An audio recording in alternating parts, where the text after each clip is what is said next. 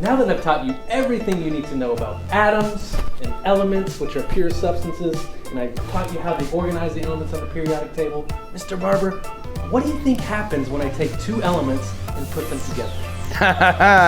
You thought you were going to get me on that.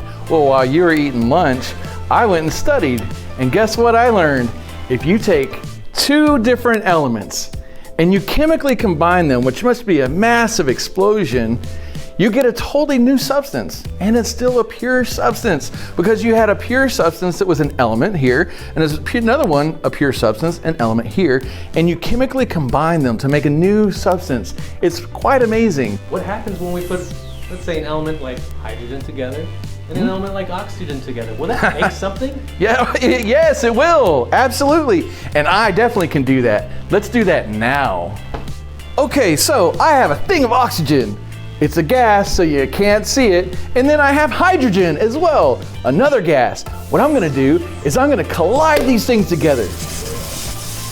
And boom, just like that, we have water, H2O. Science is awesome. All right, so let's kind of summarize what we were learning here about the elements. Well, first of all, elements are organized on the periodic table of elements in three main categories: metals, nonmetals, and metalloids.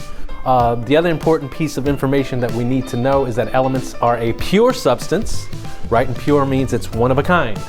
It's not mixed, it stands alone.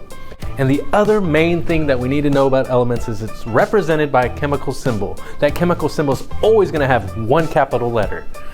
So that's pretty much it to begin our lessons on elements. We need to learn the basics of elements, so when we get into compounds, we can start identifying the different elements that are in a compound. Oh my goodness, Mr. Barber, what are you doing? What are you doing? You're messing with elements? Oh my goodness, he's not practicing lab safety. I'm gonna get him.